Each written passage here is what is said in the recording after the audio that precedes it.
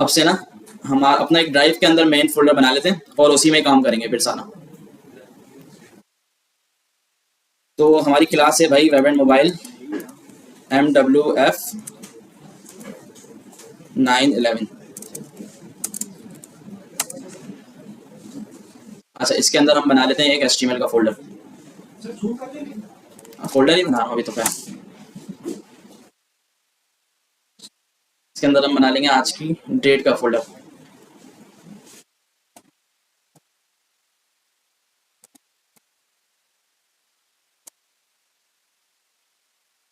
अच्छा भाई, अब देखें एक रूल आपको बता रहा हूँ, कभी भी काम स्टार्ट करना है तो सबसे पहले आपने एक अपना फोल्डर बना लेना है जो कि मेन फोल्डर होगा कभी भी काम स्टार्ट करना है।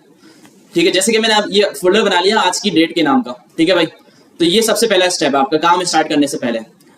अब देखें हमने फर्स्ट क्लास में क्या किया कि भाई नोटपैड यूज किया, नोटपैड पे कोड वगैरह अपना लिख के और उसकी फाइल सेव करवा दी अपने फोल्डर के अंदर और फिर वहां से जाके उसको चला दिया।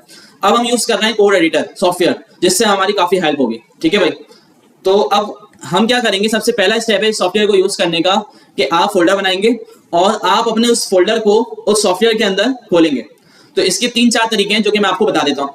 सबसे पहला तरीका और सबसे आसान तरीका क्या है कि अगर आप ये डेस्कटॉप पे आपका जो आइकन नजर आ रहा है विजुअल स्टूडियो कोड का, तो आप क्या करेंगे अपने फोल्डर को यहाँ से ड्रैग करेंगे और इसके आइकन पे ले जाके ड्रॉप कर देंगे। तो ये जो आपका फोल्डर होगा ये आपके इस सॉफ्टवेयर के अंदर खुल जाएगा। अच्छा, आप कैसे कंफर्म होगा कि मेरा जो फोल्डर है वो सॉफ्टवेयर के अंदर आ गया है? तो आप जैसे इसको खोलेंगे, अच्छा ये हर बार ये वार्निंग देगा आपको नए फोल्डर के ऊपर, तो आप इसको कर देंगे yes I trust the author. ठीक है भाई, अच्छा कंफर्म कैसे होगा? यहाँ पे अगर आपको नजर आ रहा हो जो आपके फोल्डर का नेम था वो यहाँ पे आ रहा है, ऐसा ही। जब तक ये कंफर्म ना हो जाए काम स्टार्ट नहीं करना है। ठीक है, वरना हम क्या करते हैं गलती से कोई दूसरा फोल्डर खुल जाता है जो हम चाहते हैं वो नहीं खुला और हम यहाँ पे काम भी कर देते हैं। अब जब हम चला रहे होते हैं तो वो चलता ही नहीं है, जो हम यहाँ पे कोड लिख रहे हैं उसका कोई इंपैक्ट ही नहीं आता ब्राउजर के ऊपर। तो इसी गलतियों की वजह से वो होता है। तो हमें सबसे पहले क्या करना है, फोल्डर बनाना है और इस फोल्डर को VS कोड पे खोल के वेरीफाई कर लेना है। वेरीफाई कैसे करेंगे कि भाई यहाँ पे फोल्डर का नाम लिखा हुआ आ रहा होगा। क्लियर है भाई? अच्छा भाई, अब दूसरा तरीका क्या है इस फोल्डर को VS कोड पे खोलने का? आप VS कोड को डायरेक्ट ओपन कर लें। ठीक है, अभी तो इसने हिस्ट्री सेव की भी होगी तो ये आपको वही वाला फोल्डर दिखा देगा, वरना जब इनिशियली आप देखेंगे ना तो आपके पास एक होम स्क्रीन आ रही होती है जहां पे आपके पास कुछ इस तरह के ऑप्शन होते हैं, ओपन फाइल, ओपन फोल्डर, इस तरह के कुछ ऑप्शन आ रहे होते हैं। तो आप वहां से क्या करेंगे, ओपन फोल्डर, या अगर वो मेन स्क्रीन नहीं भी आए तो आप ऊपर आप देखेंगे मेन्यू के अंदर फाइल का ऑप्शन। मेरे पास इस तरह आ रहा है, ये मेन्यू आइकन बना हुआ है, आपके पास हो सकता है कि ऊपर टॉप पे सारे मेन्यू आ रहे हो, फाइल हो गया, एडिट हो गया, सिलेक्शन हो गया। ठीक है, तो फाइल में आ जाना है। फाइल में आने के बाद आपको आ जाना है ओपन फोल्डर के अंदर। ओपन फोल्डर में आपसे पूछेगा कि भाई कौन सा फोल्डर आपने ओपन करना है। ठीक है, तो मुझे कौन सा फोल्डर ओपन करना है, ये वाला। अच्छा, अगर मेरी ये लोकेशन नहीं है तो भाई मैं अपनी लोकेशन पे पहले जाऊंगा, दिस पीसी डी ड्राइव, हमने ये वाला फोल्डर बनाया था, HTML का फोल्डर बनाया था। अच्छा, यहाँ पे आके इस जगह पे आके आपने फोल्डर सेलेक्ट करना है और सेलेक्ट फोल्डर करके आपने यहाँ पे छोड़ देना है। तो ये फोल्डर आपका VS कोड में आ जाएगा। दोबारा से आप नाम देख लें इसका, ये आ गया भाई। तो ये आपकी कंफर्मेशन है कि भाई नाम लाजमी देख लेना है फोल्डर का। अच्छा भाई, और क्या तरीका है कि भाई आप जो है ना अपने फोल्डर में आएंगे, अपने फोल्डर में हम आ गए और इसमें आ गए, फोल्डर के मेन फोल्डर के अंदर आ गए, जो हमने फोल्डर बनाया उसके अंदर हम आ गए। तो ये जो फोल्डर की जो लोकेशन है ऊपर जो इसका पाथ आता है पूरा, यहाँ पे आके आपने क्लिक करना है और इसको हटा के पूरे को आपने यहाँ पे लिखना है CMD। ठीक है भाई? ठीक है भाई, CMD का पता है सबको? कमांड प्रॉम्प्ट का नहीं भी पता तो खैर है, तो इसमें हम इतना बड़ा काम नहीं करने जा रहे, बस सिर्फ हमने इसको सिर्फ अभी ओपन करना है। ओपन कैसे करा मैंने आपको बता दिया। फोल्डर की लोकेशन में आए, यहाँ पे क्लिक किया, आपने यहाँ पे टाइप किया CMD और एंटर कर दिया, ये खुल गया। अच्छा, यहाँ पे अब आपने लिखना है कोड स्पेस डॉट और एंटर कर देना है। तो ये क्या करेगा, आपके इस फोल्डर को VS कोड के अंदर खोल देगा। ठीक है भाई? अच्छा, अगर फिर भी ये समझ में ना आए तो सबसे आसान वाला जो तरीका मैंने आपको बताया वो फॉलो करना है बस। ठीक है भाई? वो कौन सा था? फोल्डर पे आ गए, यहाँ से इसको ड्रैग किया, यहाँ से इसको ड्रैग किया और यहाँ पे लाके इसको छोड़ दिया। ठीक है, तो ये खोल देगा। कंट्रोल R करके फिर वो उसी लोकेशन पे खुलेगा जहां आप खड़े, वहां पे मेन से खुलेगा। वो आपको मेन से नहीं खोलना, आपको फोल्डर के अंदर जाके खोलना है। अगर आप मेन से खोलेंगे तो फिर वो CD करके जाना, फिर इसमें थोड़ी सी फारी है, तो वो चीज फिर सबको सिखानी पड़ जाएगी अगर मैं यहाँ करने बैठ जाऊँ। ठीक है भाई जी?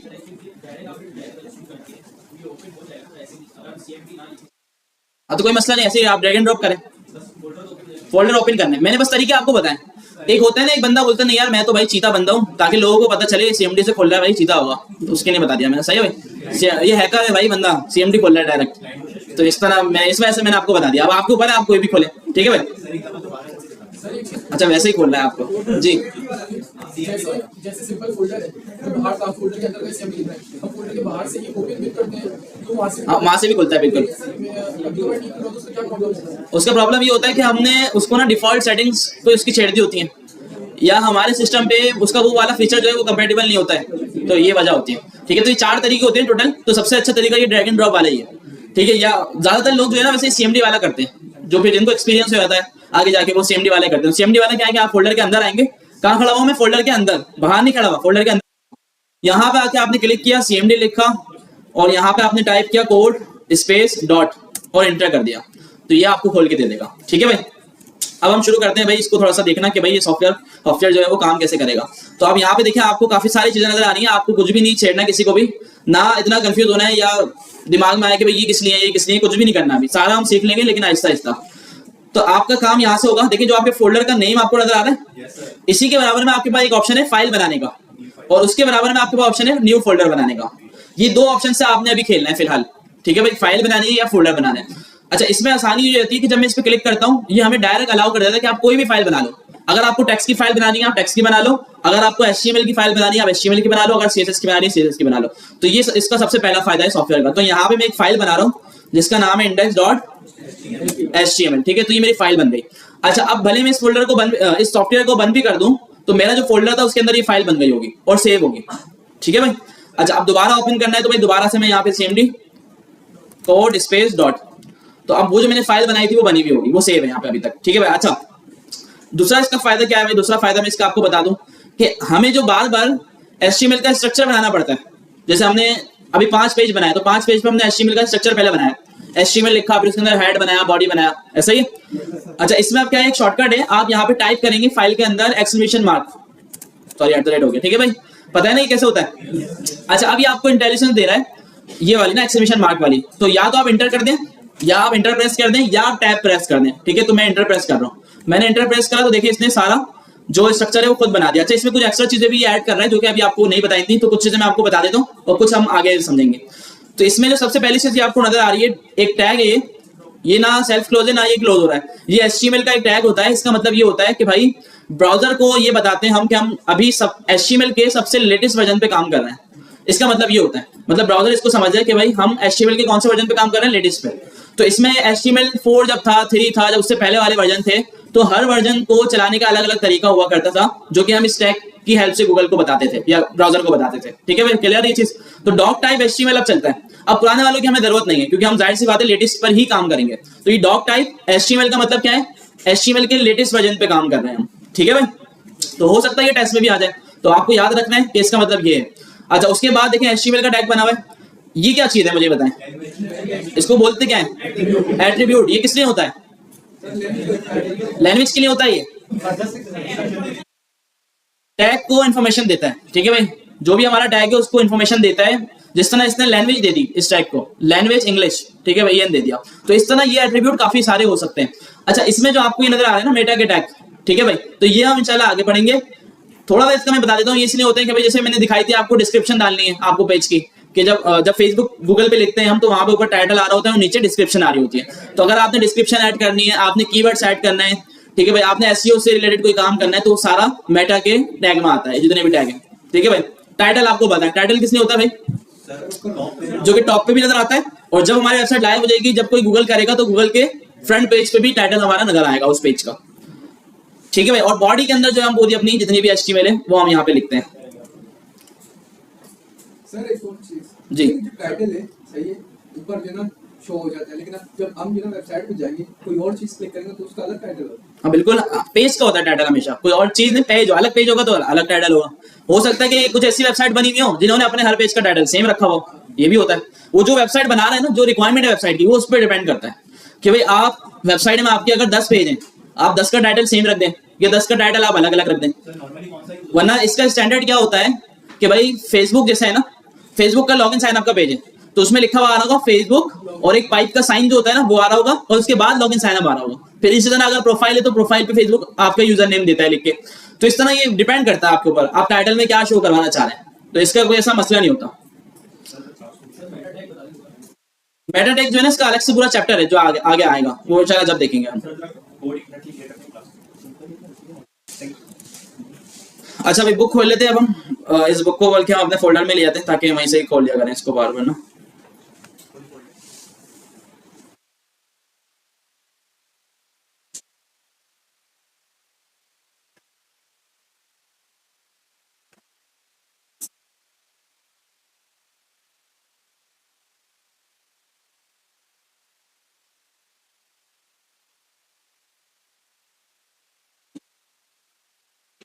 अच्छा भाई कौन से चैप्टर पे था हम? दूसरे पे तकरीबन हो गया था, तो देखते हैं।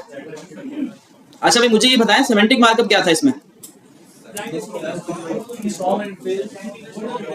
मतलब वो इसलिए था कि यार वो थोड़ा सा एसईओ के लिए भी होता है और जो ब्लाइंड है या स्क्रीन रीडर जो होते हैं सॉफ्टवेयर वो उनके लिए भी होते हैं। सही है, तो ये इतना बहुत है इसके लिए हमें समझना।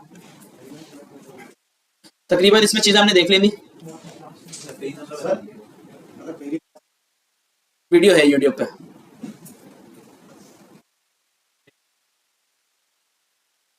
ठीक है, एड्रेस भी हो गया था। अच्छा यहाँ पे थे हम, तो इसमें क्या है चेंजेस टू कंटेंट। आपने देखा होगा वेबसाइट में होता है कि भाई मिसाल के तौर पर हम अपनी वेबसाइट में ये कर रहे हैं कि भाई हमारी एसएमआईटी की क्लास टाइमिंग 2 to 4 है और वो चेंज हो गई, फिर वो 4 to 6 हो गई। तो हमें दोनों चीजें यूजर को दिखानी है कि भाई पहले ये थी अब ये हो गई। तो उसमें हम क्या करते हैं कि पहले पुरानी वाली जो चीज होती है उसको ना कट कर देते हैं हम और फिर नई वाली चीज जो अंडरलाइन करके आगे उसको शो कर देते हैं। तो अगर हमें कुछ इस तरह की चीज करनी हो तो डिलीट अगर हमें करना हो तो उसके लिए डिलीट का एक टैग है DEL, इसका ओपनिंग भी और क्लोज भी है। जहां इसका ओपन करेंगे इसके अंदर जितना भी आप टेक्स्ट लिखेंगे उस सब पे ओवर उसके लाइक लाइन आ जाएगी पूरी। अच्छा इसी तरह से INS क्या करता है कि उसके बराबर में जो भी आप टेक्स्ट लिखेंगे उसको अंडरलाइन करके शो कर देगा। ठीक है, तो अच्छा अंडरलाइन यू से भी हो जाता है, यू वाले से, लेकिन वो थोड़ा सा ओल्ड हो गया तो इससे भी हम कर लेते हैं। अच्छा इसके अलावा एस भी सेम काम करता है। अच्छा ऊपर वाले जो है ना ये दोनों साथ चलते हैं कि आप डिलीट लिखें तो उसके फौरन बाद आप INS लिख दें, और नीचे जो है ना एस, इससे आप मतलब कोई ऐसा काम कर रहे हो जो आपने सिर्फ कट करना है। मतलब जिस तरह सेल लगी हुई होती है वेबसाइट के ऊपर कि भाई पहले $100 था या $100 का ये है लेकिन सेल लगी हुई है इस वजह से हमने इसको $80 का देना है। ठीक है, तो इस तरह का कुछ करना होता है। एस का एक टैग है जिससे आप जो भी आपका प्राइस है या जो भी आपका वर्ड है उसको आप कट कर सकते हैं। ठीक है, तो इसका रिजल्ट जो है ना कुछ इस तरह से आएगा। तो इसको पहले चला के भी हम थोड़ा सा देख लेते हैं। तो यहाँ पे अगर मैं आया मैं H1 के अंदर ही लिख लेता हूँ ताकि थोड़ा सा आपको ना बड़ा नजर आ जाए। तो मैं यहाँ पे लिखता हूँ कि भाई क्या प्राइस थे 100। ठीक है भाई, इसको हम कर देते हैं S से क्या होगा ये कट हो जाएगा। और अब हम उसके आगे लिख देते हैं 50 और इसको चला के देखते हैं। खुद कर लेना भाई। अच्छा देखिए मैंने ना वही वाली बात है, देखिए ये समझ में आया, ये एस से क्या करा कट हो गया और उसके आगे जो भी मैंने टेक्स्ट लिखा वो आ गया। देखिए मैं फर्स्ट क्लास में मैंने आपको एलिमेंट समझाया पूरा ना कि यार ये होता है एलिमेंट। तो उसके बाद ना देखें ऐसा हो गया कि अब आपको मैं बोलूँ ना कि यार ये टैग है इसको यूज करके दिखाओ, कर सकते हैं आप, कोई इसमें ऐसा मसला नहीं है कि यार अलग से कुछ चीज लिखनी पड़ रही है। अभी तक मुझे ऐसा बताएं कि मुझे बताएं कि मैंने एस का टैग लिखा है इसमें अलग क्या चीज है। वही है जिस तरह एक एलिमेंट होता है उसका ओपनिंग टैग भी है क्लोजिंग टैग भी है, सिर्फ क्या चेंज है कैरेक्टर चेंज है। ठीक है, मैं पैराग्राफ के लिए हम यूज कर रहे हैं P, हेडिंग्स के लिए हम H1 H2 वगैरह यूज कर रहे हैं। ठीक है, बोल्ड के लिए B यूज कर रहे हैं। सिर्फ क्या चेंज हो रहा है कैरेक्टर चेंज हो रहा है, बाकी सारी चीजें जो है ना वो सारी सेम है। तो जिसको एलिमेंट अच्छा समझ में आ गया, ओपनिंग क्लोजिंग टैग का पता चल गया, वो सेल्फ क्लोज वाले का पता चल गया, और एक और चीज मैंने आपको बताई थी ब्लॉक लेवल और इनलाइन, इसका पता चल गया तो वो पूरी HTML खुद भी कर सकता है, उसको कोई ऐसा मसला ही ना है। वो ये बोले नहीं कि यार मुझे समझ में नहीं आ रहा। ठीक है भाई, ऐसा ही सर ये RS50 के नीचे अंडरलाइन दिया है तो इसके एस के आगे जो ना ओवर अंडरलाइन वाला तो ऊपर वाला था ना। देखिए अंडरलाइन वाला ये था INS और डिलीट। अगर आप INS और डिलीट इस्तेमाल करेंगे तो अंडरलाइन आएगी। देखिए वेबसाइट में ना ऐसा नहीं होता, जहां अगर किसी वेबसाइट में सेल चल रही होती है तो ये वाली चीज को अंडरलाइन करके नहीं दिखाते, ये वो वाली चीज नहीं है ये। अगर आपने अंडरलाइन करना है तो आप इसके साथ यूज करेंगे INS डिलीट और INS। ठीक है, मैंने इसको डिलीट कर दिया, ये कट हो जाएगा, और ये इसको INS कर देंगे तो फिर ये डिलीट और इंसर्ट है इसका मतलब। ठीक है भाई, इसको मैंने यूज किया, ओपनिंग और क्लोजिंग टैग बनाया। अच्छा ये वाला जो काम है ना CSS से भी हो जाता है बड़े आराम से। देखिए हमने कोई मिस्टेक कर दी यहाँ पे, इसको भी कंट्रोल ऐसे सेव करते हैं। हाँ बिल्कुल कंट्रोल, ये ऑटो सेव पे लगा हुआ है अभी फिलहाल। इसका एक ऑप्शन होता है हमारे पास यहाँ पे, अगर हम आए एडिट के अंदर तो यहाँ पे एक होगा ऑटो सेव। अच्छा एडिट में यहाँ सिलेक्शन में देखते हैं, मेरे ख्याल से थोड़ा अपडेट हो गया, व्यू फाइल में हाँ ठीक है, फाइल के अंदर आए तो ये देखें ऑटो सेव है, तो इसमें भी चेक लगा हुआ है। अगर आप चेक हटा देंगे तो फिर आपको बार बार जब भी आप इसमें कोई चेंजेस करेंगे देखें फिर वही डॉट आ गया ऊपर बना हुआ, तो आपने चेंजेस किया, आपने कंट्रोल एस प्रेस किया। तो इससे बेहतर ये है कि आप इसमें ऑटो सेव पे चेक लगा दें कि वो खुद सेव होता रहेगा। ठीक है, तो मैं इस पर दोबारा से लगा दूँ, फाइल में गए, थोड़ा सा नीचे आए, ऑटो सेव। ठीक है, अच्छा अब कोड फॉर्मेटिंग कैसे करेंगे? देखें अभी हमारा कोड ना इसमें ऐसा लिखा हुआ है, मैं चाहता हूं मेरा कोड थोड़ा सा फॉर्मेट हो जाए। मिसाल के तौर पर मैं इसको थोड़ा सा आगे पीछे कर देता हूं कोड को, ये देखें।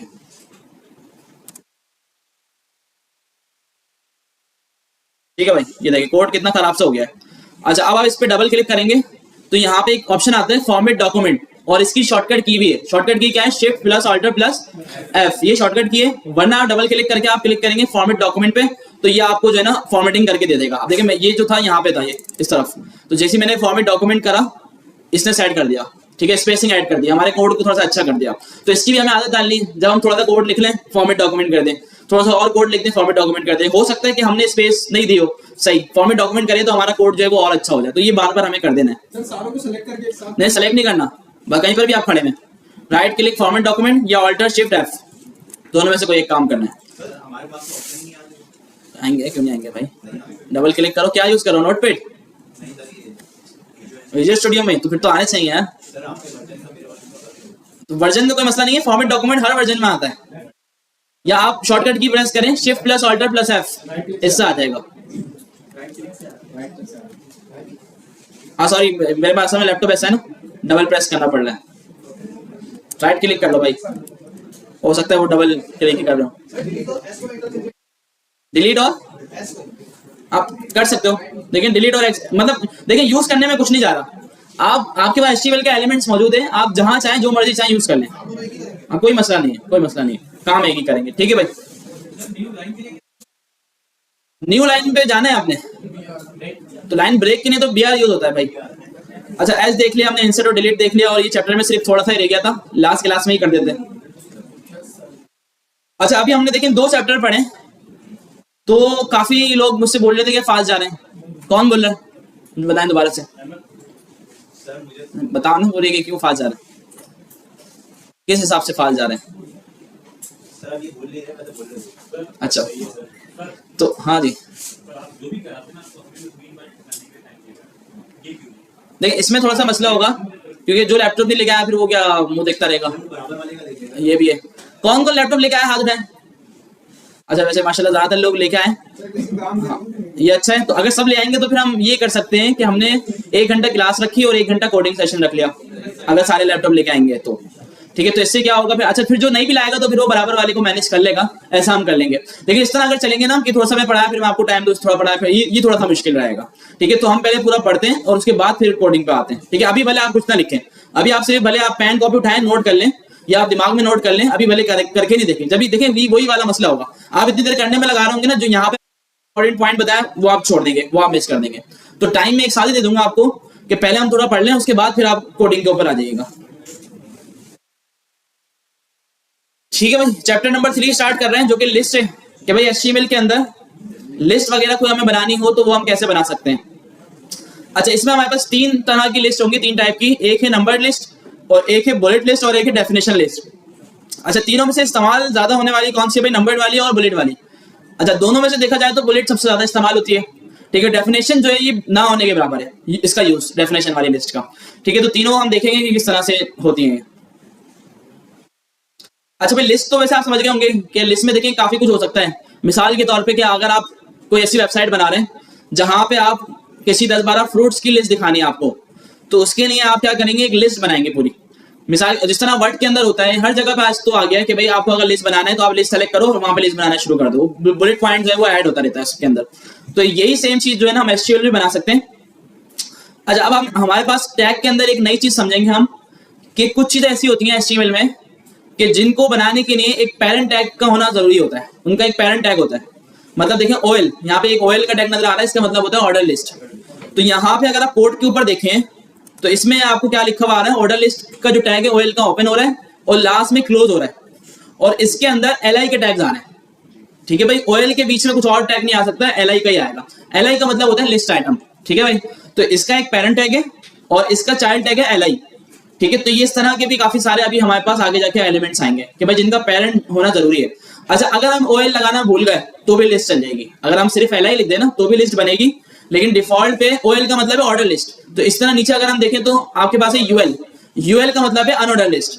तो अगर आपने ना OL लगाया ना UL लगाया तो डिफॉल्ट पे ब्राउजर आपकी ऑर्डर लिस्ट उठाएगा, या बल्कि अनऑर्डर लिस्ट उठाएगा, ऑर्डर नहीं उठाएगा। ठीक है, तो अगर आप ये लगाना भूल गए, लेकिन लगाना बहुत जरूरी है क्योंकि ये स्टैंडर्ड है। तो जब भी आप कोई लिस्ट बनाना शुरू करेंगे तो पहले आप बताएंगे कि ये ऑर्डर लिस्ट है या अनऑर्डर लिस्ट है। अच्छा, ये बनती कैसी है भाई, इसको थोड़ा सा देख लेते हैं बना के। दोनों में फर्क ये, ऑर्डर वाले में नंबरिंग आएगी, अनऑर्डर में जो है नंबरिंग नहीं आएगी, बुलेट आएगा, बस ये फर्क है दोनों में। ठीक है, दोनों हम बना के देख लेते हैं। अच्छा, पहले हम बना लेते हैं ऑर्डर लिस्ट OL, और इसके अंदर क्या आएगा भाई LI। तो हम इसमें काम ये करते हैं, फ्रूट्स के नेम लिख देते हैं कुछ। ठीक है भाई। अच्छा, अब इसको हम देखते हैं कि क्या आ रहा है। इसको मैंने चलाया तो देखिए ऑर्डर लिस्ट में क्या हुआ, नंबरिंग आ गई।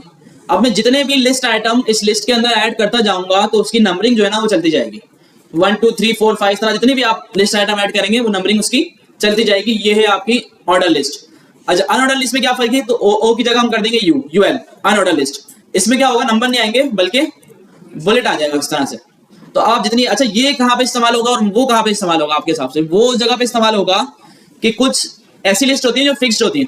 मिसाल के तौर पर आप वेबसाइट बना रहे हैं तो उसमें आपको नमाज के नाम लिखना है, फिक्स्ड है 5, तो उसके लिए आप क्या करेंगे, ऑर्डर लिस्ट बना लेंगे 1 2 3 4 5। और जो लिस्ट फिक्स नहीं है कि कितनी भी हो सकती है, अनलिमिटेड है, तो उसको आप कैसे यूज करते हैं, अनऑर्डर लिस्ट के साथ, कि भाई इसके साथ बुलेट पॉइंट आते जाएं और आप वो लिस्ट जो है वो बनाते जाएं। अच्छा, दोबारा से रिकॉर्ड हो रहा है भाई। अच्छा, अनऑर्डर लिस्ट का क्या सीन है कि भाई कि ऐसी कोई लिस्ट आप बना रहे हैं जो अनलिमिटेड है, ठीक है, फिक्स नहीं है, ठीक है, तो उसके लिए आप अनऑर्डर लिस्ट यूज करेंगे। ये क्या करेगा, सिर्फ आपको नंबरिंग ऐड नहीं करेगा, नंबर की जगह मतलब 1 2 3 की जगह आपको बुलेट ऐड कर देगा जो कि आपको नजर आ रहा है। अच्छा, इसके साथ साथ आप देखेंगे ना इसमें थोड़ा सा स्टाइल भी चेंज कराएं। अगर हम ऊपर एक पैराग्राफ लिख दें,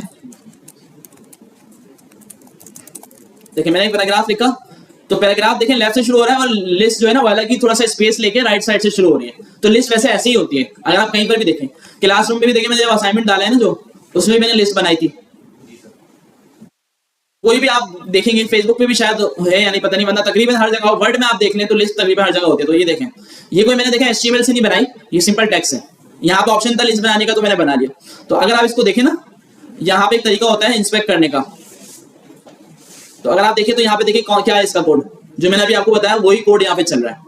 इसके अलावा भी अगर आप कहीं पे देखते हैं ना कि कोई लिस्ट बनी हुई है और उसको अगर आप इस तरह इंस्पेक्ट करके देखेंगे तो आपको वहां पे LI वगैरह ही नजर आएंगे, ये UL LI नजर आएंगे। अच्छा, इसके अलावा देखिए ये लिस्ट जो है ना बहुत इंपॉर्टेंट है। पहला तो ये लिस्ट के लिए भी यूज होती है, दूसरा ये आप काफी वेबसाइट देखते हैं उस पर बड़े बड़े मेन्यूज बने हुए होते हैं। मिसाल के तौर पर हम कोई ऐसी वेबसाइट देख लेते हैं जो थोड़ी अच्छी हो, कुछ उल्टा सीधा जिसपे ना आए, ये वाली देख लेते हैं। इस पे लगता है मुझे कि कुछ नहीं आएगा, उस पे तो बहुत कुछ आ जाएगा। हम लाइव भी है ना तो थोड़ा सा सर्चिंग भी देखभाल के करनी होती है। अच्छा चलो भाई, पाकिस्तान। तो ये जो आपको नजर आ रहा है menu, new arrival, online edition और जितने भी आ रहे हैं, तो ये भी पूरी अनऑर्डर लिस्ट है। ठीक है। अच्छा, अगर हम चेक करें तो हो सकता है, अच्छा ये भी होता है कि कुछ लोग इसको लिस्ट से बनाते हैं, कुछ लोग इसको अलग तरीके से भी बनाते हैं। तो अगर हमें चेक करना है कि भाई जेडॉट पे किस तरह बना हुआ है, तो इसको इंस्पेक्ट करा, तो यहाँ पे भी देखिए किससे बना हुआ है। ये देखें LI नजर आ रहे हैं आपको सारे, ये सारे लिस्ट आइटम, और ये देखें अनऑर्डर लिस्ट, तो ये भी पूरा लिस्ट से बना हुआ है। तो ये बना हुआ कैसे है, इस पे स्टाइलिंग हुई भी CSS से बना हुआ है, सिर्फ HTML से ये पूरा नहीं बन सकता। HTML से हम एक सिंपल लिस्ट बनाते हैं और उसके बाद उस पे CSS से स्टाइल करके इस तरह का पूरा मेन्यू बना सकते हैं हम बड़े आराम से। ठीक है, तो लिस्ट का यहाँ पे भी बहुत ज्यादा इस्तेमाल है। तो अब आप समझ सकते हैं भाई लिस्ट जो है वो कितनी इंपॉर्टेंट चीज है। ठीक है भाई, इंस्पेक्ट करते हुए आप उसमें अमेंडमेंट कर सकते हैं, इंस्पेक्ट के जो कोड आ रहे होते हैं। हाँ बिल्कुल कर सकते हैं, लेकिन फिर वो अपडेट टेम्परेरी होंगे, रिलोड करेंगे तो उड़ जाएंगे। तो ऐसा होने लग जाता तो फिर हर कोई हैक कर लेता चीजों को। ठीक है भाई, तो इसके लिए ये हमारी आसानी के लिए भी है। अभी थोड़ा सा हम CSS वगैरह पे आएंगे ना, तो मैं आपको बताऊंगा तरीका कि आप इंस्पेक्ट से भी काफी फायदे ले सकते हैं। कि आप इंस्पेक्ट पे कोड करें, वो सेव नहीं होता, लेकिन फिर वहां से कॉपी करें और अपनी फाइल में जाकर उसको पेस्ट कर दें, इस तरह कर सकते हैं हम। अच्छा भाई, OL हो गया, UL हो गया, दोनों समझ में आ गई। अच्छा भाई, डेफिनेशन लिस्ट, डेफिनेशन लिस्ट में क्या होता है कि आपको याद होगा भाई, पहले अभी भी लिखते होंगे डेफिनेशन अगर कुछ लिखनी हो, राइटिंग लिखनी हो कुछ ऐसी कि जो डेफिनेशन वाली बात हो रही हो, मतलब साइंस की लिखनी हो या किसी और चीज की, इंग्लिश में जो होते हैं क्या बोलते हैं उसको, उसकी लिखनी हो, टेंसेस वगैरह की होता है ना, तो इस तरह की जितनी भी चीजें हैं ना वो सारी कवर होती है डेफिनेशन लिस्ट के अंदर। कि भाई डेफिनेशन लिस्ट में क्या है, डीएल, ओएल का मतलब तो ऑर्डर लिस्ट, यूएल का मतलब अनऑर्डर लिस्ट, डीएल का मतलब डेफिनेशन लिस्ट। अच्छा, डेफिनेशन ओएल का और यूएल का एक ही चाइल्ड था, एलआई, ठीक है भाई। डेफिनेशन लिस्ट के दो चाइल्ड है, एक है डी और एक है डी, ठीक है भाई। डी का मतलब है डेफिनेशन टर्म, ठीक है भाई, कि किसकी डेफिनेशन लिखने जा रहे हैं आप, और डी का मतलब है डेफिनेशन डेटा, कि जो आप उसका डेटा लिखना चाह रहे हैं वो आप लिखें। अच्छा, अब ये लिस्ट कैसे बनती है ये भी हम बना लेते हैं भाई। अच्छा, स्टार्ट ये होगी डीएल से क्योंकि ये डेफिनेशन लिस्ट है, ठीक है भाई। अब यहां पे मैं क्या लिखूंगा, डेफिनेशन टर्म, तो इसमें मैं लिख देता हूं एसएमआईटी, और अब आएगा डेफिनेशन डेटा डीडी, तो यहां पे हम लिख देते हैं सैलानी मास आईटी ट्रेनिंग प्रोग्राम, ठीक है भाई। अच्छा, अब इसको हम थोड़ा चला के देखते हैं, तो देखिए कुछ इस तरह से आएगा कि भाई डेफिनेशन टर्म आ रही होगी, इस तरह लिखते हैं ना, मगर हैंड राइटिंग करके भी लिखें तो भाई इस तरह डेफिनेशन टर्म आ रही होती है, उसके नीचे उसकी पूरी डेफिनेशन आ रही होती है। तो इस तरह की जो चीजें है ना ये बहुत रेयर है, इसको इसका जो सवाल है ना वो इतना ज्यादा नहीं होगा कभी वेबसाइट में, मतलब ऐसी चीज बहुत कम आएगी। सर ये इंडेंटिंग करता है हाँ बिल्कुल, देखें इसने ऊपर टर्म दी और इंडेंटिंग करके यहाँ पे इसने डेफिनेशन दे दी, ठीक है भाई। लिस्ट भी इसी तरह से कर रहा है, लेकिन लिस्ट वो अलग पर्पस के लिए यूज हो रही है और ये डेफिनेशन टर्म अलग है जी। टर्म्स को अगर ऑर्डर करना हो तो आप टर्म को अगर ऑर्डर करना हो तो आप यहाँ पे अगर एलआई बना दें तो हो सकता है भाई हो जाए, या आप ऐसा भी कर सकते हैं कि इसके अंदर एक और आप यूएल स्टार्ट कर दें, या एलआई करेंगे तो ये भी काम कर देगा, लेकिन मैंने इसको एलआई में रख दिया, रीलोड किया, ये बन गया भाई, ठीक है भाई। तो इसी तरीके से अगर आप चाहते हैं कि यार डेफिनेशन डेटा जो है इसके अंदर पूरी लिस्ट आ जाए, तो आप ये जो लिस्ट आपने बनाई है ना ये पूरी उठा के आप इसके अंदर भी रख सकते हैं। ऐसे डेफिनेशन डेटा के अंदर में आया और इसके अंदर पूरी मैंने अनऑर्डर्ड लिस्ट बना दी। रुक जाओ एक मिनट, फिर क्या कह रहे थे, ठीक है भाई। तो ये देखिए डेफिनेशन डेटा डीडी के अंदर पूरी अनऑर्डर्ड लिस्ट हमने ऐड कर दी, ठीक है भाई। तो कोई भी एलिमेंट अभी हम कहीं पर भी यूज कर सकते हैं, जहां हमें लगे हमें जरूरत है, हमें यहाँ पे बुलेट चाहिए, हमें यहाँ पे नंबरिंग चाहिए, तो हम वहां पे वो एलिमेंट यूज कर लेंगे, कोई ऐसा मसला नहीं। अच्छा भाई, नेस्टेड लिस्ट, अच्छा ये जो अभी हमने चीज करी ना ये वाली कि भाई डीडी के अंदर नया यूएल बना दिया, तो ये नेस्टेड ही कहलाता है, ठीक है। तो अगर हम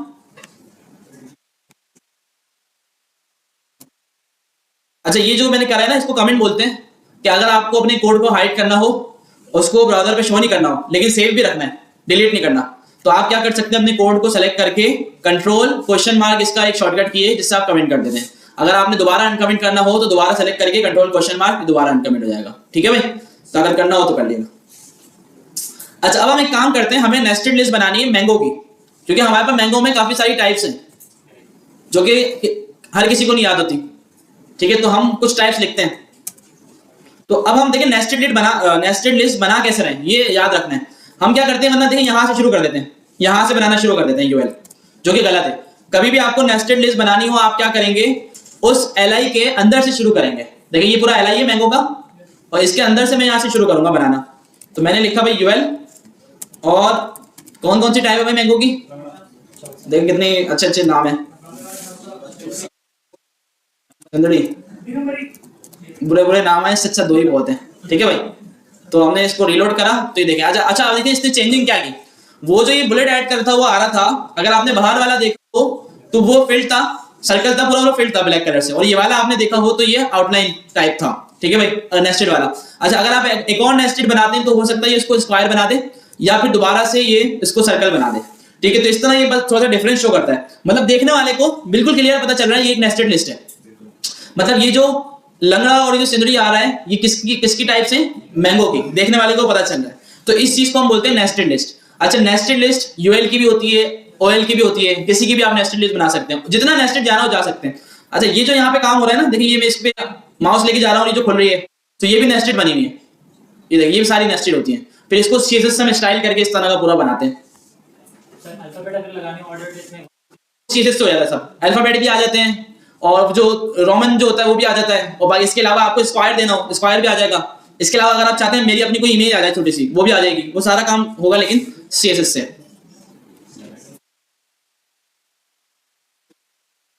ठीक है भाई, तो बहुत ही छोटा चैप्टर था और आसान भी था, ऐसा ही।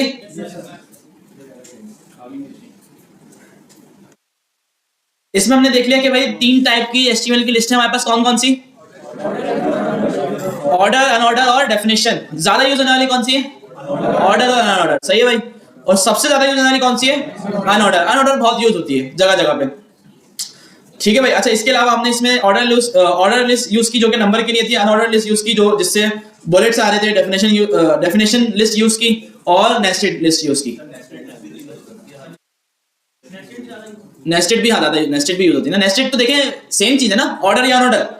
नेस्टेड वो उसको क्यों कह रहे हैं? क्योंकि एक लिस्ट के अंदर एक और लिस्ट आ रही है। ये नेस्टेड अलग से कोई लिस्ट नहीं है वही चीज, उसका पार्ट है ये। डेफिनेशन लिस्ट तो बिल्कुल अलग है। अच्छा भाई, चैप्टर नंबर 4 लिंक्स और HTML का पहला सबसे इंपॉर्टेंट चैप्टर, ठीक है भाई।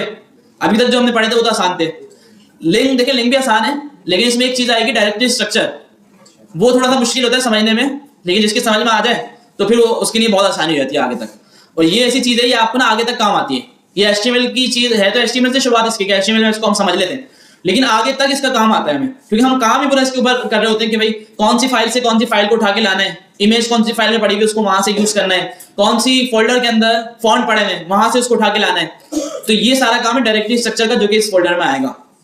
अच्छा, इसके अलावा लिंक्स, वैसे हम इसमें क्या क्या देखेंगे? क्रिएटिंग लिंक्स बिटवीन पेजेस, कि भाई एक पेज से, देखिए एक पेज की वेबसाइट तो नहीं हो सकती ना भाई। अगर कोई बड़ी वेबसाइट है तो उसमें बहुत सारे पेजेस होंगे। जिस तरह अभी हमने JDOT की वेबसाइट देखी तो इसमें काफी सारे पेजेस थे, बहुत सारे पेजेस थे। तो इसको बनाने के लिए अब हर पेज को एक दूसरे के साथ कनेक्ट करना है, तो मतलब लिंक देना है कि एक पेज पे दूसरे पेज का लिंक होगा, जब मैं उस पर क्लिक करूंगा वो मुझे दूसरे पेज पे ले जाएगा। तो ये यहाँ पे बात हो रही है क्रिएटिंग लिंक्स बिटवीन पेजेस। अच्छा, लिंकिंग टू अदर साइट्स, आपने देखा होगा कि भाई वेबसाइट के ऊपर ऑप्शन होता है कि भाई फॉलो अस, और उस पर सोशल मीडिया के आइकन डाले होते हैं। मैं फेसबुक पे क्लिक किया तो फेसबुक पे चला गया, इंस्टा पे क्लिक किया वहां चला गया। तो इसको हम बोलते हैं एक्सटर्नल लिंक, ठीक है भाई, जो कि हमारी वेबसाइट से बंदा क्लिक करके दूसरी वेबसाइट पे जा रहा है। अब वो लिंक किसी के भी हो सकते हैं, सोशल मीडिया के हो या किसी दूसरी वेबसाइट के हो या किसी भी चीज के हो। अच्छा, इसके अलावा ईमेल लिंक। ईमेल लिंक में ये होता है कि जब आप एक ईमेल लिंक बनाते हैं तो हम अपनी वेबसाइट में इस तरह कुछ लिख देते हैं, भाई कॉन्टेक्ट मी, और जब उस पर कोई आके क्लिक करता है तो ईमेल बॉक्स खुल जाता है, ठीक है। ईमेल सेंडर जो भी एप्लीकेशन होती है आपके पास वो खुल जाती है। तो ये ईमेल लिंक्स कहलाते हैं। लेकिन अब ये इतना ज्यादा यूज नहीं होता। पहले जब चीजें जो है ना अपडेटेड नहीं थी हमारे पास, तो वेबसाइट पे कोई हमारा कस्टमर आता है, कोई यूजर आता है, तो कांटेक्ट के लिए ये वाला रास्ता हुआ करता था कि भाई ईमेल करके कांटेक्ट कर लो। लेकिन अब क्या है, फॉर्म्स आ गए हमारे पास। फॉर्म पे हम जो भी टाइप करते हैं, सबमिट दबाते हैं, वो चले जाता है हमारा मैसेज उस वेबसाइट के ऑनर तक, ठीक है। तो लेकिन ये भी अभी हो सकता है कि काफी जगहों पे यूज हो रहे हो ईमेल लिंक्स। अच्छा भाई, लिंक राइट किस तरह हम करेंगे, लिंक कैसे लिखेंगे? लिंक के लिए ए का टैग यूज होता है, इसको एंकर का टैग बोलते हैं, ठीक है भाई, एंकर टैग। तो ए का इसका टैग है, इसका ओपनिंग टैग भी है और क्लोजिंग टैग भी है। तो इसको बना के देखते हैं और फिर समझते हैं। अच्छा, ये सारा कोड ना मैं फिलहाल कर रहा हूं कमेंट।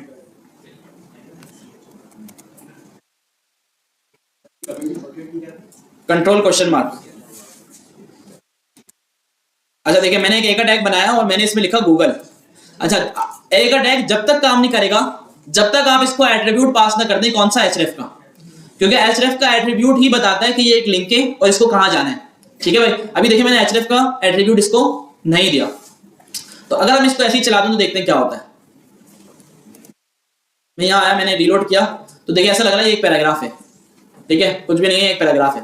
तो अब मैं इसको दूंगा href का एक एट्रीब्यूट href, और अभी इसमें मैंने इसको वैल्यू नहीं दी कुछ भी। रीलोड किया तो अब देखिए लिंक बन गया, क्लिकेबल लिंक बन गया ये। लेकिन अभी ये कहीं जा नहीं रहा, क्योंकि मैंने इसको बताया नहीं कि भाई इस पे क्लिक हो तो कहां लेके जाना है यूजर को, ठीक है। तो href के अंदर हम कोई भी URL दे सकते हैं, तो ये क्या करेगा, यूजर को उस URL पे ले जाएगा। मिसाल के तौर पे अगर मुझे इसको गूगल पे भेजना है तो मैं क्या लिखूंगा, https। अच्छा लिखूंगा नहीं तो अगर किसी को याद देंगे, ऐसा ना हो कि बोले यार याद करना पड़ेगा, गूगल से जाके कॉपी कर लें URL, ठीक है भाई। तो क्या है, www.google.com, ठीक है भाई। तो रीलोड किया, मैंने इस पे क्लिक किया, मुझे गूगल पे ले गया, ठीक है भाई। आसान है, लिंक मुश्किल तो नहीं है, ठीक है। तो इसी तरह आप किसी का भी लिंक बना सकते हैं। अच्छा, ये जो आप href के अंदर वैल्यू लिख रहे हैं ना, ये यूजर को शो नहीं होगी। यूजर को क्या शो होगी, जो आप ए के टैग के अंदर लिख रहे हैं वैल्यू, ये वाली। तो अब देखिए हमारे हाथ में ये वेबसाइट हम बना रहे हैं, मैं यहाँ पे फेसबुक लिख दूं और जब यूजर इस पे क्लिक करे वो किस पे चले जाए, यूजर बोलेगा ये क्या हो रहा है, वहां पे फेसबुक नजर आ रहा है, मैं क्लिक कर रहा हूँ, ये गूगल पे जा रहा है। तो यूजर को कौन सा नजर आएगा, जो हम ए के टैग के अंदर लिख रहे हैं। और लिंक कहां पे ऐड होगा? इसके एट्रीब्यूट के अंदर। कौन से एट्रीब्यूट के अंदर? href के अंदर। अच्छा, कोई भी लिंक आपको ऐड करना हो, गूगल का, फेसबुक का, ट्विटर का या किसी भी वेबसाइट का, वो आप यहाँ पे ऐड कर सकते हैं। ईमेल वगैरह के लिए भी इसी पे यूज होता है। ईमेल का वो भी आगे आ रहा है, ठीक है भाई।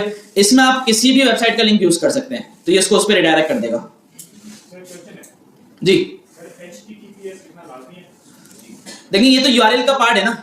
HTTPS अगर आप ना लिखें, HTTP भी होता है और ये भी होता है, लेकिन फिर इससे ना समझता नहीं है कभी कभार कि ये URL है, ये समझता है ये एक टेक्स्ट है।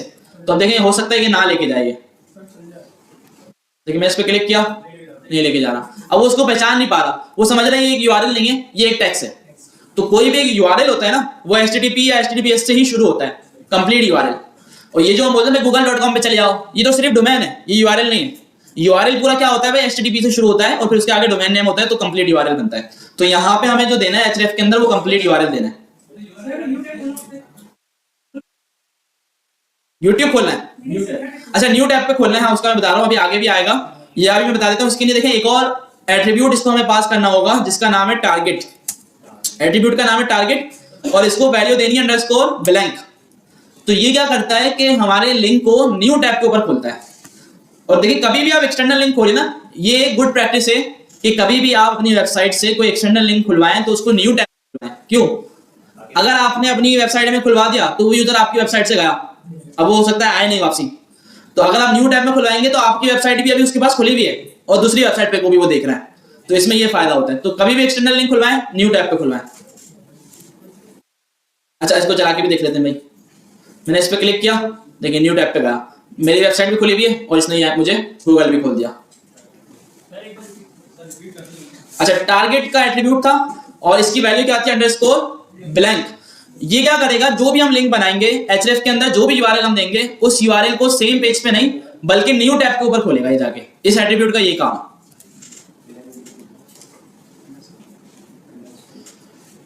अच्छा देखिए, ये जो मैंने अभी आपको बताया, अब यहाँ पे पूरी एक लिस्ट बना दी मूवी रिव्यूज के नाम से, और LI के अंदर काफी सारे एक टैग ऐड कर दिए। मेरे ख्याल से मेरी बैटरी जो है वो इसकी एंड हो रही है, 19 है अभी, तो चल जाएगी। चलो, अच्छा, LI जो है वो इसके अंदर काफी सारे ऐड हुए हैं और उसमें काफी सारे एक टैग यूज हुए हैं। तो इस तरह हम पूरी, जिस तरह आपने देखा ना ये, अब देखिए ये पूरी क्या लिस्ट है। अब मैं किसी पे भी क्लिक कर रहा हूँ, ये क्लिकेबल है। ये देखिए, मैं इस पे क्लिक करूंगा लिस्ट के अंदर जाके, तो ये मुझे उस पेज पे ले जाएगा। लेकिन क्योंकि ये इसकी अपनी वेबसाइट के अंदर लेके जा रहा है, तो सेम पेज पे लेके जा रहा है। अगर मैं दूसरी वेबसाइट पे जाऊंगा, देखते हैं अगर इसने यहाँ पे अपने सोशल मीडिया वगैरह डाला हुआ कहीं पर, ये आ रहा है, देखें ये आ रहा है फॉलोअर्स। देखिए मैं फेसबुक पे क्लिक करता हूँ, न्यू टैब पे खुल गया और यहाँ पे अब इनकी जो भी फेसबुक है वो आ जाएगी। ठीक है भाई, ये इसका फायदा है। URL हाँ बिल्कुल होगा। देखिए जब मैं इस पे राइट क्लिक करके इंस्पेक्ट करता हूँ, और देखिए इन्होंने भी एक टैग यूज किया हुआ होगा। देखिए एक टैग नजर आ रहा है, क्या हो गया? एक टैग नजर आ रहा है। और href के अंदर इन्होंने क्या ऐड किया हुआ है? https www.facebook.com/j.junetjamshed। ठीक है भाई, तो इसी तरह से हम भी ऐड करते हैं। और यूजर को क्या नजर आ रहा है? यूजर को URL नजर नहीं आ रहा, यूजर को आइकन नजर आ रहा है। अभी आइकन कैसे लगाते हैं आगे सीखेंगे।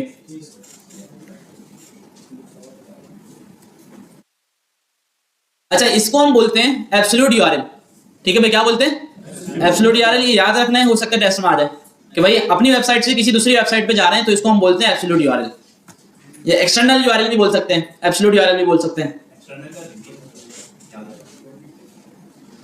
अच्छा भाई, linking to other pages on the same site, कि एक ही वेबसाइट के अंदर एक पेज से दूसरे पेज पे जाना। अब यहाँ पे देखिए इंपॉर्टेंट वाली चीज आई है जो कि समझने वाली है ना हमारे, जिसका नाम है डायरेक्टरी स्ट्रक्चर। इसका समझना बहुत जरूरी है। इसका ऐसे समझ लें, 100 लोग बैठे होते हैं ना, तो 5 को समझ में आता है। और ये वजह क्या है इसकी? वो समझते नहीं है, उनका ध्यान कहीं और लगा हुआ होता है। अगर थोड़ा सा भी समझ लिया तो उनको समझ में आ जाएगा। ठीक है भाई, तो इसमें देखिए क्या होता है कि जब हम एक वेबसाइट बनाते हैं ना, तो उसका एक पेज नहीं होता, मल्टीपल पेजेस होते हैं। और अगर एक वेबसाइट के 50 पेज हैं, 50 से ज्यादा भी होते हैं, हम ऐसे एज्यूम कर लेते हैं कि 50 है, तो हम 50 के 50 पेज ना यहाँ पे नहीं रखेंगे फोल्डर के अंदर, हम उसको थोड़ा सा मैनेज करके रखेंगे। जिस तरह में कैटेगरी बनी हुई थी मैन की, वुमेन की वेबसाइट के ऊपर, तो हम क्या करेंगे, मैन का एक फोल्डर बनाया, उसके अंदर 10 पेज मैन के डाल दिए। फिर हमने फैशन का एक फोल्डर बनाया, उसके अंदर 10 पेज फैशन के डाल दिए। तो हम इस तरह फोल्डर वाइज उसको मैनेज करके रखेंगे। ऐसा ही कभी भी ऐसा नहीं होगा कि भाई हमारे 50 फाइलें तो 50 के बजाय ऐसे ही डाल दी। फिर जब हम वेबसाइट बनाते हैं तो हमारे पास पेजेस के अलावा भी काफी सारी चीजें होती हैं। सीएसएस की फाइल्स होंगी, इमेजेस होंगी, फॉन्ट्स होंगे, ठीक है, तो काफी सारी वीडियोस होंगी। तो हम उसको डायरेक्ट एक फोल्डर में डाल के नहीं रखते कभी भी। हम क्या करते हैं, उसको मैनेज करके रखते हैं। अगर हम अपनी वेबसाइट में इमेजेस यूज कर रहे हैं तो इमेजेस का एक फोल्डर बनाया और इमेजेस के अंदर सारी इमेजेस डाल दी। अगर हम अपनी वेबसाइट में वीडियोस यूज कर रहे हैं तो हमने वीडियोस का एक फोल्डर बनाया और उसके अंदर वीडियोस से रिलेटेड सारी चीजें डाल दी, ठीक है भाई। फॉन्ट्स यूज कर रहे हैं तो फॉन्ट का फोल्डर बनाया और सारी चीजें उसमें डाल दी।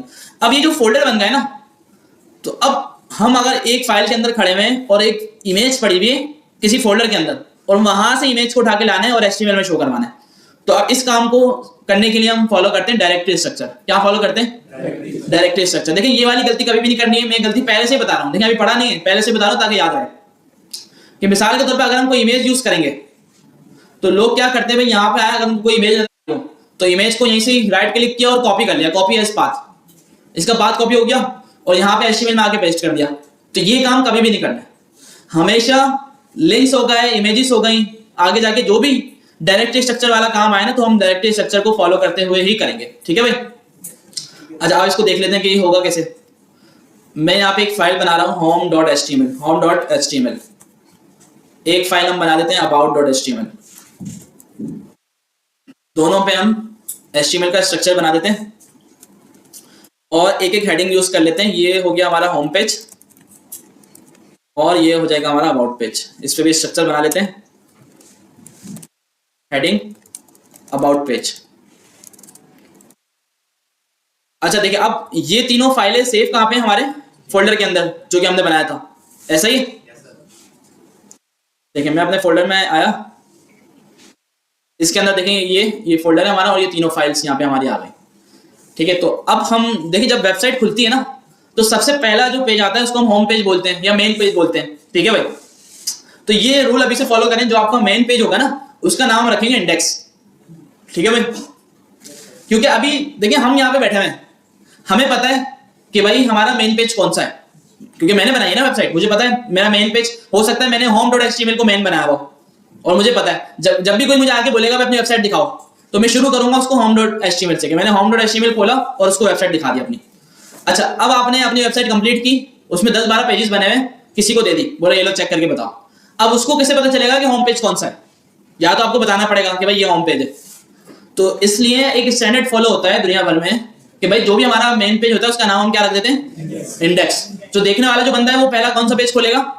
इंडेक्स खोलेगा। तो इसी तरह से जब आप अपनी वेबसाइट हम कंप्लीट करके सर्वर को देते हैं, जब वो गूगल पे चले आता है तो वो जो सर्वर होता है ना, जब यूजर को हमारी वेबसाइट पे आता है तो उसको भी सबसे पहला पेज कौन सा दिखाएगा? इंडेक्स वाला। तो सर्वर भी समझ गया और जो दूसरा बंदा देखने वाला है वो भी समझ गया, क्योंकि ये रूल है, स्टैंडर्ड है कि भाई जब भी वेबसाइट बनाएंगे तो उसका मेन पेज क्या रखेंगे? इंडेक्स। तो मैं अभी देखिए इंडेक्स से इसको खोल रहा हूं और ये हमारा मेन पेज आ गया, ठीक है भाई। तो अब हम देखें मेन पेज से मैं क्या कर रहा हूं, मेन पेज के ऊपर आके मैं लिंक बना रहा हूं कि भाई मैं मेन पेज से चला जाऊं अबाउट पे और होम पे, ठीक है। तो मैं एक काम करता हूं, लिस्ट ही बना लेता हूं यहाँ पे एक UL और इसके अंदर एक का टैग यूज करूंगा मैं और ये होगा होम और इसी तरीके से एक और LI बनाऊंगा। अच्छा आपने ये चीज देखी इसमें कि भाई जब मैं LI लिख रहा हूं तो वो सजेशन दे रहा है और जैसे मैं उसको सेलेक्ट कर रहा हूं ओपनिंग टैग बना रहा हूं, क्लोजिंग खुद बन रहा है, ठीक है। तो ये इसलिए इस तरह की काफी आसानियां हैं सॉफ्टवेयर के अंदर ना, जो कि अभी आपको बताऊंगा तो नहीं मैं, और आप खुद करिएगा भी नहीं। अभी जितना कोड खुद से लिख सकते हैं वो अच्छा है ताकि आपकी प्रैक्टिस हो जाए। अभी इतना बहुत है कि ओपनिंग बनाए क्लोजिंग बन रहा है। देखिए ये ऐसा रूल है, ये सॉफ्टवेयर भी फॉलो कर रहा है, जो मैंने आपको बताया था कि भाई ओपनिंग टैग बनाना है तो क्लोजिंग पहले ही बना देना है। तो ये रूल देखिए सॉफ्टवेयर भी फॉलो कर रहा है। तो यहाँ पे एक लिंक होगा हमारा अबाउट का। अच्छा अभी ये लिंक बन गए होंगे या नहीं बन गए होंगे? नहीं बन गए होंगे क्योंकि इसको href का हमने एट्रीब्यूट नहीं दिया। तो मैं href दे देता हूँ होम को भी और अबाउट को भी। अच्छा अब ये एब्सोल्यूट URL नहीं है, ये सेम वेबसाइट से एक पेज से दूसरी पेज पे जा रहा हूं, इसको हम बोलते हैं रिलेटिव URL। क्या बोलते हैं? Relative URL। ये भी याद रखना है, टेस्ट में आ सकता है। अच्छा अब रिलेटिव URL को मतलब एक पेज से दूसरे पेज पे जाने के लिए हम फॉलो करते हैं डायरेक्टरी स्ट्रक्चर। अच्छा अब डायरेक्टरी स्ट्रक्चर हमें ये बोलता है कि आप इसको समझो पेरेंट और चाइल्ड के रिलेशन से, ठीक है भाई। तो अब पेरेंट और चाइल्ड का रिलेशन क्या होता है? सिंपल है कि मैंने एक फोल्डर बनाया, फोल्डर के अंदर फाइल बनाई, तो वो जो फाइल होगी ना उस फोल्डर का चाइल्ड होगा, क्योंकि वो फाइल उस फोल्डर के अंदर है, और वो फोल्डर उस फाइल का क्या होगा? पेरेंट होगा, बाप होगा, ठीक है भाई। कोई मसला नहीं है। तो इसी तरीके से अगर फोल्डर के अंदर एक और फोल्डर हो और उसके अंदर फाइल हो, तो मेन वाले फोल्डर की उस फाइल के साथ क्या रिलेशन होगा? दादा का। ऐसा ही है ना भाई, तो आसान है, मुश्किल तो नहीं ये चीज समझना। देखिए अगर हम बुक पे जाए ना तो बुक पे भी बना के भी दिखाया हुआ है। देखें ये हमारा स्ट्रक्चर है पूरा, और इसमें सबसे मेन फोल्डर कौन सा नजर आ रहा है आपको? मेन फोल्डर का नाम है एग्जाम्पल आर्ट्स। अच्छा, एग्जाम्पल आर्ट के कितने चाइल्ड हैं मुझे ये बताएं। सिर्फ चाइल्ड पूछ रहा हूँ, ग्रैंड चाइल्ड नहीं पूछ रहा। एक है, चार है या पांच है? पांच है। पांच वाला जवाब सही है। क्यों? फाइल भी चाइल्ड होगी और फोल्डर भी चाइल्ड होगा। तो सबसे पहला चाइल्ड है इसका index.html, दूसरा चाइल्ड है इमेजेस, तीसरा चाइल्ड है मूवीज, और चौथा चाइल्ड है म्यूजिक, और पांचवा चाइल्ड है थिएटर। ठीक है भाई, तो एग्जाम्पल आर्ट के कितने चाइल्ड हो गए? 5। अच्छा, मूवीज के कितने चाइल्ड हैं? 2 है ना यार, क्या कैसे समझाऊं? और मूवीज के कितने हैं? कौन कौन सा? सिनेमा और डीवीडी। अच्छा, म्यूजिक के कितने हैं? पहला जवाब दे रहा है भाई। तो म्यूजिक के कितने? 3। कौन कौन से? index.html, लिसनिंग्स और रिव्यूज। अच्छा, इमेजेस के कितने चाइल्ड है? एक। सही भाई, तो समझ में आ रहा है थोड़ा थोड़ा चाइल्ड और पेरेंट। भाई सिंपल है यार, आप अपनी फैमिली से ही कर लो कि भाई कितने चाइल्ड है, पता चल जाएगा। तो सिंपल देखिए, इसमें कोई इतनी मुश्किल चीज नहीं है। एक फोल्डर है, अगर उसके अंदर 4 फाइल, एक फोल्डर है, तो 5 हो गए टोटल। इसको अगर और आसान करना है तो ऐसे समझ लो, फोल्डर भाई है, फाइल बहन है, आसान हो गया। चाइल्ड चाइल्ड है, फोल्डर के अंदर है तो चाइल्ड है। ठीक है भाई। अच्छा, एक तो पेरेंट चाइल्ड का रिलेशन हो गया, ग्रैंड पेरेंट ग्रैंड चाइल्ड का रिलेशन भी हो सकता है, और ग्रैंड ग्रैंड ग्रैंड भी हो सकता है, मतलब परदादा वाला सीन है ना, तो वो भी हो सकता है यहाँ पे। अच्छा, अब एक रिलेशन और है इसमें, जो रिलेशन है सिबलिंग का, भाई बहन का या भाई भाई का। ठीक है, तो अभी जो मैंने यहाँ पे बनाया ना, इंडेक्स, होम और अबाउट, इनका आपस में क्या रिलेशन है? सिबलिंग का। ठीक है, क्योंकि ये एक ही लेवल के अंदर है। ये तीनों किसके चाइल्ड है? ये जो हमने आज का फोल्डर बनाया डेट के नाम का, ये तीनों उसके चाइल्ड है। तो तीनों का आपस में क्या रिलेशन हुआ? भाई बहन का। तीनों बहनें, फाइल है। ठीक है ना भाई। अच्छा, अब सिबलिंग को अगर आपने टारगेट करना है डायरेक्टरी स्ट्रक्चर के अंदर, किसको टारगेट करना है? सिबलिंग को। तो आप डायरेक्ट सिबलिंग का नाम देंगे, जो भी उसका नाम है। तो मुझे होम पे जाना है, तो मैं क्या दूं? home.html। अच्छा, नेम विद एक्सटेंशन दे रहे हैं, ऐसा ना कि आप नाम दे दें, नेम विद एक्सटेंशन। अच्छा, अबाउट के लिए क्या दूंगा मैं? अबाउट दे दिया, about.html। ठीक है भाई। अच्छा, दोनों को भाई चला के देख लेते हैं। रीलोड किया, होम अबाउट, मैंने होम पे क्लिक किया, होम आ गया, बैक किया, अबाउट पे क्लिक किया, अबाउट आ गया। सही जा रहा है। तो ये हमने किसको टारगेट किया? सिबलिंग को। देखिए, अब ये सिबलिंग कहीं भी हो सकता है, ये सिबलिंग किसी फोल्डर के अंदर हो सकता है। जैसे यहाँ पे आपको जो नजर आ रहा है ना, मिसाल के तौर पे इस बुक में जो आपको नजर आ रहा है, अगर आप देखें सिनेमा के कितने चाइल्ड है? सिनेमा के कितने? 3 है। ठीक है भाई, कौन कौन से? इंडेक्स, लिसनिंग और रिव्यूज। अगर मैं आपको बोलूं मुझे इंडेक्स से रिव्यूज पे जाना है, तो मुझे इंडेक्स के अंदर, लिंक के अंदर क्या लिखूंगा? reviews.html। क्लियर है ये चीज कि भाई अगर सिबलिंग को टारगेट करना है तो डायरेक्ट सिबलिंग का नाम दे देते हैं। तो ये चीज सबको समझ में आ गई, सिबलिंग को टारगेट करना। अब हम आते हैं भाई थोड़ा सा पेरेंट चाइल्ड के ऊपर। अब मैं एक काम ये कर रहा हूं, यहाँ पे मैं बना रहा हूं एक फोल्डर जिसका नाम है पेजेस, और मैं अपने ये दोनों फाइल जो है ना, मैं लेके जा रहा हूं पेजेस के अंदर। ठीक है भाई, चलिए किसके अंदर चलेगी? पेजेस के अंदर। अब मुझे बताएं, जो index.html आपको नजर आ रही है, इसका और पेजेस का आपस में क्या रिलेशन है? सिबलिंग का, भाई बहन का। ठीक है भाई। और पेजेस के अंदर कितने चाइल्ड पड़े हैं? 2 पड़े हैं। अच्छा, अब मैं जाना चाहता हूं इंडेक्स से होम पे। होम कहां पड़ा हुआ है? पेजेस के अंदर। तो अब मुझे सबसे पहले जाना होगा पेजेस के पास, तो मैं यहां लिखूंगा पेजेस।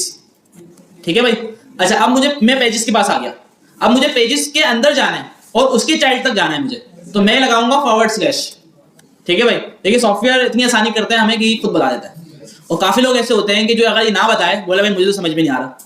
देखिए, चल ही नहीं रहा, सबका चल रहा है, सबका बता रहा है, मेरे पास नहीं बता रहा, तो मुझे समझ में नहीं आ रहा। तो ये सॉफ्टवेयर से जो हमारी आसानी कर रहा है, हमें खुद भी आना चाहिए कि भाई कैसे जाना है। ठीक है भाई। तो मैंने पहले लिखा सिबलिंग का नाम, फिर मैंने लगाया /। अब उसने दिखा दिया अब इसके 2 चाइल्ड हैं, एक है अबाउट और एक है होम। तो हमें जाना है किस पे? होम पे। फिर इस तरीके से नीचे क्या लिखूंगा मैं?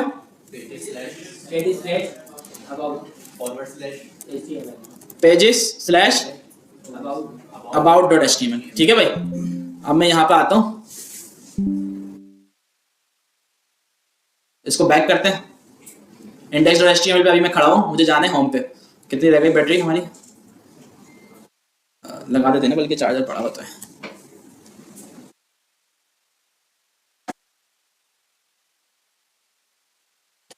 अच्छा भाई, अब मैं इंडेक्स पे खड़ा हूँ, मुझे होम पे जाना है, होम पे ले गया। ठीक है भाई, मैं बैक आ गया, मुझे अबाउट पे जाना है, अबाउट पे ले गया। सही चल रहा है? तो अब मुझे अगर ये बताएं आप कि अगर ये दो पेजेस अबाउट और होम पेजेस के अंदर नहीं होते, बल्कि पेजेस के अंदर एक और फोल्डर होता, फिर उसके अंदर एक और फोल्डर होता, फिर उसके अंदर ये पड़े हुए होते, तो क्या आप इसको निकाल के ले आते? इजी है। फॉरवर्ड स्लैश लगता रहेगा, फोल्डर का नाम आएगा, फिर फॉरवर्ड स्लैश, फिर उसके अंदर अगर एक और फोल्डर है तो उस फोल्डर के अंदर जाएं। तो फोल्डर के अंदर जाने के लिए आप यूज करेंगे फॉरवर्ड स्लैश। ठीक है भाई, अब सिर्फ रह क्या गया हमारा कि फोल्डर के अंदर से वापसी बाहर आना है। अब मैं आ गया अबाउट पे, मैं बोला मैं अबाउट पे तो आ गया, लेकिन मैं अबाउट से दोबारा बैक जाना चाह रहा हूं, किस पे? इंडेक्स पे। तो इसका लिंक क्या बनेगा ये देख लेते हैं। देखिए मैंने यहां पे लिखा गो बैक।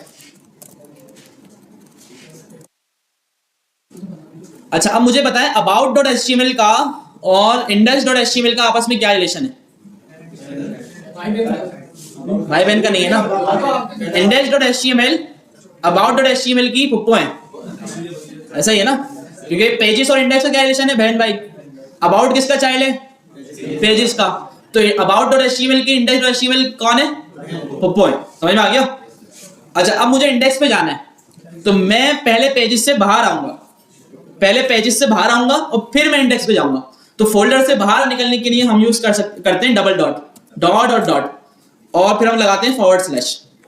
इसने अभी हमें लिया है फोल्डर से बाहर, और अब इसने हमें दिखा दिया यहाँ पे दो चीजें पड़ी हुई हैं, एक पेजेस, पेजेस तो वही है जिसके अंदर हम खड़े हैं, और एक पड़ा हुआ है इंडेक्स डॉट एचटीएमएल। तो मुझे कहाँ जाना है? इंडेक्स डॉट एचटीएमएल पे। तो इसी तरह सेम कोड हमने कॉपी किया और होम पे भी रख दिया, क्योंकि यहाँ पे भी वही सेम काम करना है हमें।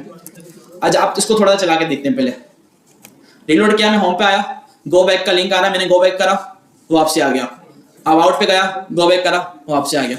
अच्छा, अगर हम लिंक गलत दे देते हैं, देखिए मैंने अगर डबल डॉट स्लैश नहीं लगाया, भूल गया मैं, तो अब क्या होगा देख लें। अगर कुछ ऐसा आ रहा हो ना आपके पास, मैं अबाउट पे गया, गो बैक गया, अच्छा अबाउट पे गलती की थी, होम पे की थी, होम पे गया, गो बैक आया, अगर आपके पास ऐसी स्क्रीन आ गई तो इसका मतलब ये आपने डायरेक्टरी स्ट्रक्चर में कोई गलती करी है। ठीक है भाई, क्लियर है? अगर आपके पास ये स्क्रीन आ गई इसका मतलब आपने पाथ सही नहीं दिया है, या तो आप फोल्डर से बाहर नहीं निकले, या आपने फाइल का नेम गलत दे दिया है, या आपने एक्सटेंशन नहीं दिए। अच्छा, लिंक आपको ना कभी भी फोल्डर पे नहीं लेके जाएगा, कभी भी कि आप बोले यार मुझे इंडेक्स से पेजेस पे ले जाओ, तो पेजेस तो क्योंकि एक फोल्डर है, लिंक आपको हमेशा फाइल पे लेके जाएगा, और फाइल की एक्सटेंशन भी आपको देनी है। ठीक है भाई, ये चीज क्लियर है? इस चीज की ना जितनी हो सके प्रैक्टिस करनी, जितनी हो सके, क्योंकि ये बहुत ही इंपॉर्टेंट चीज है और ये आगे तक काम आएगी। जावास्क्रिप्ट में भी काम आएगी, रिएक्ट में भी काम आएगी, हर चीज में काम आएगी। ठीक है भाई, तो काफी लोग सो रहे हैं मुझे लग रहा है। पेज आपने कैसे खोला था? कौन सा पेज? बीएस कोड के अंदर पेज कैसे आपने बनाया था? पेज कैसे बनाया था? देखिए ऊपर जो यहाँ पे ऑप्शन है फोल्डर नेम के बराबर में न्यू फाइल का और न्यू फोल्डर का, इससे आप न्यू फोल्डर भी बना सकते हो और न्यू फाइल भी। तो ये स्ट्रक्चर कैसे बनाया? ठीक है भाई, पेजेस इस तरह क्लिक करने खुल जाएगा ये। तो ये फोल्डर में देखिए वीएस कोड ना बड़ा आसानी कर देता है हमें। अगर आप अपने फोल्डर में आए ना, यहाँ पे देखें पेजेस का फोल्डर यहाँ पे भी बन गया, और इसके अंदर आएंगे ये पड़ा हुआ। आपका फोल्डर का नाम पेज रखा। फोल्डर का नाम पेजेस रखा है ना मैंने, इसका नाम कुछ भी हो सकता है, अपनी मर्जी से रख दो आप। तो वीएस कोड में आप आसानी देखें कितनी है। अगर आपके पास इस फोल्डर में 50 फाइल पड़ी हुई होती ना, और फोल्डर के अंदर पड़ी हुई होती, तो वीएस कोड आपको इस तरह ट्री के अंदर सारी दिखा देता एक साथ। तो ये भी वीएस कोड का एक फायदा है। ठीक है भाई, तो जल्दी से हम थोड़ी एक्सरसाइज करेंगे और फिर हम बात करेंगे असाइनमेंट की थोड़ी। तो एक्सरसाइज शुरू करते हैं। 10 भूल गए क्या?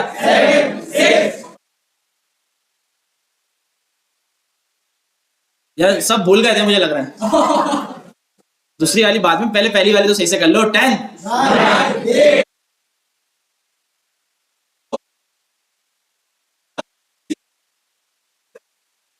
1 2 3 होता है भाई, ये उल्टी गिनती है। तो दूसरी वाली करो भाई। जिसकी फर्स्ट क्लास है उसको ही पता चल जाएगा ये हमारी एक्सरसाइज होती है। बस खत्म भाई, करो तो सही से। हंसो भाई, हंसो हंसो।